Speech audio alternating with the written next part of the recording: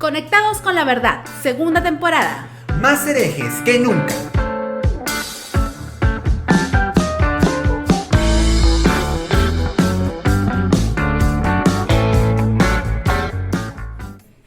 Hola, ¿qué tal? Bienvenidos amigos y amigas que nos escuchan, y amigues también, en este programa de Conectados con la verdad. ¿Qué tal, amigos que nos escucha en todas nuestras plataformas, en Spotify y YouTube y en donde te encuentres, en todo el lugar de América? O fuera de América, quién sabe, ¿no? Nunca lo sabremos. Pero quería hablar de un tema importante, John. En esta época pandémica, una de las cosas que ha tenido que vivir la comunidad cristiana en general, y creo que cualquier comunidad religiosa, es el tema de las prohibiciones de hacer sus reuniones, congregar, cultos, o como sea que lo llamen. Cualquier reunión. Cualquier tipo de reunión. Pero hoy en día algunos consideran que está bien. No nos damos cuenta quizás que se están creando incluso una iglesia en cada casa. Cada casa está volviéndose un lugar de reunión, de devocionales, cosas que antes de la pandemia quizás no hacían y ahora hacen. Pero otros lo consideran completamente negativo y hasta peligroso para la iglesia cristiana. ¿Eso es cierto? ¿No es cierto? ¿Cuál es tu opinión acerca de eso, John? Yo creo que, bueno, antes de entrar al asunto de si es cierto o no es cierto, hay mucha controversia con todo esto. Creo que la pandemia ha sacado nuestras espiritualidades. Ha hecho que el que no sea espiritual se vuelva espiritual y el que es espiritual se vuelva ya radical. Uh-huh. Entonces, a partir de eso ya se han creado muchos paradigmas, podemos decirlo, con el asunto de que tienes que congregar en grupo, o sea, no en tu casa con tu familia, no, en grupo, en manchón, porque ahí está Dios, en grupo. Lo increíble es que eso nunca fue parte del mensaje de Jesús, ¿no? Es más, yo creo que Jesús fue más un antitemplo que un protemplo. O sea, más vivir la cristiandad fuera de las cuatro paredes, sacar la iglesia de las cuatro paredes hacia las personas necesitadas, sufridas o lo que sea, o a propias casas, crear incluso unas casas comunitarias, más allá de asistir religiosamente a un lugar. Sin embargo, hoy en día luchamos por todo lo contrario.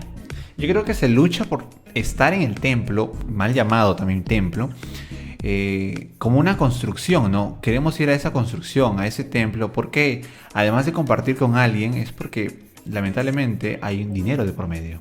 Eso es lo más triste, John. O sea, quizás yo lo entendería si la motivación fuera realmente la vida espiritual o la comodidad, la tranquilidad de las personas que van a tu iglesia, pero no, yo siento que más es un tema de necesidad económica, ¿no? Se me acaban los diezmos, se me acaban las ofrendas, ¿qué hago, no? Entonces se empieza a manipular a las personas con ciertas maneras de pensar de hermano, date cuenta, mira, el Estado, el gobierno nos está oprimiendo, quiere que la iglesia se apague, pero el pueblo tiene que levantarse, y es una manera, queramos o no, de manipulación. Estamos llamando a las personas a ser irresponsables, a contagiarnos de esta enfermedad que ni siquiera los propios médicos conocen del todo, solamente por un beneficio económico, John. Y ponen ante ello, muchos versículos de la Biblia ponen ante ello el deber de congregarse, ponen ante ello una manipulación. Es lamentable porque muchos cristianos están cayendo en eso, siendo manipulados para congregar presencialmente, no porque Dios está ahí, porque la presencia de Dios, inventan un montón de cosas, cuando en sus inicios el cristianismo no fue una iglesia o no se fundó como una religión con clero. Uh-huh. Clero, entiéndase como pastores nombrados, diáconos subvencionados con dinero y todo lo demás. No. Simplemente el cristianismo en sus inicios eran comunidades que se apoyaban uno por el otro y daban todo el uno por el otro. Porque ese es el ideal del amor cristiano, el ideal que Cristo vino a proponernos. O la utopía, ¿no? Que de alguna manera la entendemos si rebuscamos un poquito el evangelio y si tratamos de entender el mensaje de Jesús estando aquí en la tierra. Pero se ha tergiversado por completo, creo yo, y para mal, porque incluso se están levantando muchos grupos de personas, no solamente en Perú, asumo que también en otros países, a quejarse contra el gobierno, a exigir que se reúnan o no se reúnan. Yo digo, tan fuerte es esa idea de que en ese lugar de cuatro paredes ahí está Dios, o en ese lugar es donde yo realmente me voy a llenar de Dios, o donde realmente Dios va a hacer un milagro en mi vida, llámese salud o lo que sea. Creo que venimos arrastrando esa mala interpretación bíblica del Antiguo Testamento y hoy en día estamos pagando las consecuencias. Claro, se agarran versículos del Antiguo Testamento en el que David dice que vamos a estar en en tus atrios, a los pies, y etc., a la entrada de tus atrios, y uno se hace una prédica y dice, claro, si David, cuánto más David, que amaba estar a las puertas de los atrios del Señor, ahora que nosotros tenemos acceso al templo de Dios, es mentira y es una interpretación más equivocada, porque el templo que tenía David es muy diferente al, entre comillas, templo que tenemos nosotros. El lugar donde tú vas a congregar es un edificio, no es un templo como tal. Tú no vas con la idea de que Dios está ahí, y si vas con la idea de que Dios está ahí, pues tienes una idea equivocada. En el tiempo de David se creía que Dios estaba en ese templo, literal. Dios sí habitaba en los cielos, pero también se creía que Dios estaba en ese templo. No podías adorar y no fuera. podías adorar a Dios por fuera. Por eso que David lo miraban como extraño cuando hacía eso en el campo o en otro lugar, porque todos decían, ¿qué onda? O sea, total, no, Dios no está en el templo, y es una idea diferente a la que hoy se tiene, ¿no? Entonces, ¿qué cosa tenemos ahora, John? ¿Un sincretismo? O sea, entre lo que creímos, entendimos mal del Antiguo Testamento, con lo poco más o menos que entiendo del Nuevo, y ahora me creo la gran cosa. David Pablo, o sea, ¿qué soy? No, porque se hace una combinación. Dividimos el pequeño edificio que tenemos entre lugar santo, lugar santísimo. A todos le estamos buscando atrio, o sea, donde cantan los músicos, los levitas, y donde si hay una cocina en la iglesia, no sé, pues es el lugar de sacrificio. O sea, ya, o sea, creamos cosas que no existen, que en el Nuevo Testamento ya no se ven. Nosotros somos cristianos, no judíos. Los judíos, déjenlos con su templo. Nosotros somos cristianos. Los cristianos no tenemos templos físicos. Como decía un profesor de teología, los judíos, tranquilos, los judíos están completos. Ellos ni siquiera quieren que formemos parte o que copiemos parte de su cultura, su forma de ver su religión. Entendamos, por favor, démonos cuenta de lo que estamos haciendo. Los judíos no quieren que más gentiles vengan a su fe. O sea, no, hasta donde yo sé, los judíos no hacen proselitismo, lo que nosotros sí hacemos. Exacto. Nosotros hacemos esa manera de predicar y hacer que otros vengan a Cristo, porque Cristo es la única verdad, el único camino, y si no todos se van al infierno. Los judíos no creen en eso como tal. Entonces, volviendo al punto del templo, el lugar físico donde tú congregas no es un templo. No creas que Dios está ahí. De por sí ya Pablo toca ese asunto de que nosotros somos morada del Dios viviente. Lo habla uno como comunidad y también lo habla de manera individual. Entonces tú ya de manera individual tienes la presencia del Dios vivo. Tienes al Espíritu Santo dentro de ti. El mismo Espíritu que estaba en el lugar santísimo lo tienes dentro de ti. Nosotros somos templo. O sea, ¿cuándo será el momento en que lo entendamos? Que, o sea, ¿qué cosa significa en todo caso que es que nosotros seamos el templo? Que llevamos la presencia de Dios, bueno, si vamos a usar ese término, a todas partes sin necesidad de ir a un lugar físico. Y realmente va a llegar el momento en que de repente ni siquiera podamos reunirnos, en que solamente vamos a ser nosotros y nuestros esposos e hijos, o nuestros padres y hermanos, y ese va a terminar siendo nuestro espacio. Y no por eso voy a sentirme menos cristiana, o no por eso la iglesia cristiana en general se va a debilitar. Yo creo que estamos más bien menospreciando la obra de Dios en cada espacio que un cristiano está, llámese trabajo, universidad, casa. Sí, porque yo creo que Dios se revela de distintas maneras a distintas personas y de distintos modos. Si tú tienes un concepto de Dios, no creas que otra persona va a tener el mismo concepto de Dios que tú tienes, aún teniendo el mismo dogma y congregando en la misma iglesia. Porque él o ella ha tenido un proceso de fe distinto, ha pasado distintas circunstancias, dolores en su vida, aflicciones que hacen que ella o él vea a Dios de distinta manera que tú, que no has sufrido, veas a Dios, no sé, más próspero y de distinta manera. Entonces, ese es un punto. Entonces, te das cuenta, Dios no habita en edificios, como lo dijo el mismo Salomón. Entonces, somos nosotros morada de Dios. Tú dirás, entonces, pero sí, hay necesidad de congregarnos. Sí, hay necesidad de congregarnos, pero no es el tiempo.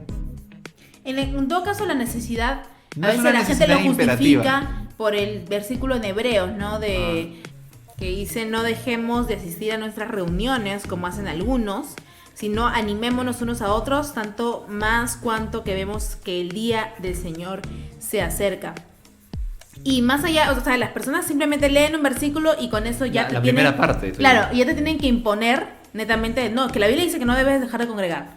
Ok, pero si leemos todo el capítulo, incluso unas cuantas palabras, versículos más adelante, vemos la verdadera motivación por la cual te dice que congregues. No es por un tema de que si no congregas eres menos cristiano, o si no congregas te lleva el diablo, te arrastra el diablo, te lleva el pecado. No, dice congreguémonos para animarnos. Yo digo, y si encontramos quizás en este momento de dolor, angustia y hasta cierta manera incertidumbre, otra manera de animarnos que no sea congregar, como tenemos la facilidad ahora de videollamadas, llamadas, mensajes, entonces seguimos cumpliendo la palabra de Dios y tan pegado a la letra quieren estar. Pero eso sigue dejando de ser una justificación para violar las normas que hoy en día se están poniendo, que no son normas porque quieren, sino es una norma porque netamente lo necesitamos en este momento de crisis. Claro, hemos interpretado ese versículo como que tienen que congregar, tienen que asistir. Y a veces vamos a la iglesia por ir. Uh-huh. La verdad es así. Uno dice, no, porque tengo que ir porque ahí está la bendición. Mentira. Hemos creado muchos dogmas en cuanto que debemos congregar porque ahí está la bendición, porque es pecado no dejar de congregar cuando hay un motivo. Cuando hay un motivo para ese versículo, no dejando de congregar, porque es en la congregación donde yo me voy a animar, donde si yo estoy pasando una circunstancia difícil, no es que wow, Dios va a solucionar mi situación al toque, en un chasquido, no, sino es que por lo menos yo voy a encontrar ese consuelo en mis hermanos y hermanas, voy a poder hablarles, quizás no me van a solucionar todas mis situaciones, pero ahí está el consuelo de Dios en el hermano y en la hermana, ahí está el amor de Dios en el hermano y en la hermana. Pero ¿qué pasa si yo voy a una iglesia, yo congrego en una iglesia de manera forzosa porque dice el versículo que hay que congregar, pero ni siquiera alguien me anima? Simplemente no entendí. Ni siquiera participo de ahí, de esa comunidad, ni siquiera formo parte de ese conjunto de personas y me vuelvo parte de ellos para al fin y al cabo compartir experiencias y lo que es en realidad una comunidad, ¿no? Uh-huh. Pero lo triste en todo caso, John, es que lo he visto en muchos casos, o hasta yo misma me he sentido, uno va más por el ¿qué pasará si yo no voy? ¿Qué dirá el pastor si yo no voy? Me llama la atención el pastor o mi líder o la hermana, el hermano tal, porque yo no estoy yendo a un ayuno o un culto, uy, me van a ver mal. Entonces, ahora sí perdimos por completo el sentido, ¿no? Ya ni siquiera ánimo, si uno más bien va por miedo a ser criticado, por miedo a ser atacado. Y ya, o sea, finalmente volvimos la comunidad cristiana en otra cosa muy alejada de la idea que Dios nos dejó, que Jesús nos dejó estando en la tierra. Y recalcamos el punto de la comunión personal con Dios, porque eso es lo vital, es lo esencial. Haya o no haya pandemia, haya o no haya persecución de cristianos o como fuera la cosa, uno tiene una comunión personal con Dios y Dios se nos comunica a nosotros por diversos medios y modos, no necesariamente y solo la Biblia es el medio de comunicación de Dios hacia nosotros. Eso debemos tener en claro, o sea, Dios te puede hablar creación misma, por la creación misma, comunicación constante, por un amigo, por una amiga que tienes, y la cuestión, el truco, llamémoslo así, es entender la voz en medio de esa voz humana. Entonces, he ahí la palabra de Dios. He ahí el consejo de Dios. He ahí también la importancia de congregar. Pero ¿qué pasa si yo congrego? Y congrego por las alabanzas, congrego porque el púlpito es bonito, congrego porque el pastor predica bien, pero no congrego porque encuentro hermanas o hermanos en esa comunidad, las cuales yo puedo compartir las situaciones las que yo estoy pasando. O sea, no importa el dogma que compartan. O lo que es peor, John, congrego para no pecar, ¿no? O sea, yo digo, menos mal y son cristianos, porque ¿qué tal no son cristianos? ¿Qué serían? Pues asesinos. O como me decían a mí. Violadores, pues, ¿no? Yo me acuerdo que me decían, es que los jóvenes cristianos tienen su manera de divertirse los sábados, mientras que los jóvenes mundanos van a discotecas, a bares, los jóvenes cristianos van al culto a servir a Dios. Yo me acuerdo que iba a los cultos los sábados y bueno, la verdad que no tenía amistad con todos los jóvenes. ¿Por qué? Porque no nos incentivan el amarnos unos a otros. No. De todas las prédicas que he escuchado, será contaditas las que he escuchado, el ama a tu prójimo como a ti mismo, o el incentivar a amarnos unos a otros, aún como comunidad de fe. Más es, oye, es dogmas y doctrinas, y la Biblia, y la falda, y el pantalón, y el arete. De cierta forma y pórtate de cierta forma. Entonces, obedecemos a un sinnúmero de reglas que no nos damos cuenta que lo esencial para esta vida no son reglas, es el amor. Como dijo Pablo, de nada sirve muchas veces hablar, voy a parafrasearlo, ¿no? De nada sirve hablar ciencias, lenguas humanas o angelicales, si no tengo amor, de nada me sirve. Así es.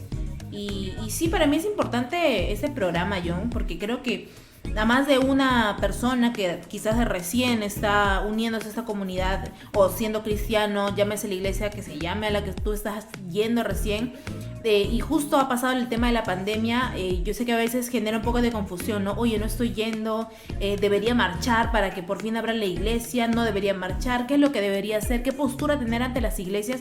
¿Qué pasa si mi iglesia es una de esas a las que sale en contra del gobierno, en contra de las normas de salubridad que hoy en día se están poniendo? ¿Qué pasa si yo soy parte de esa iglesia? ¿Debo apoyarlos? ¿Debo estar en contra? ¿Qué postura tomar? Yo creo que hay que repensar lo que es congregar, ¿no? No es la primera pandemia que le está pasando a la humanidad, ¿no?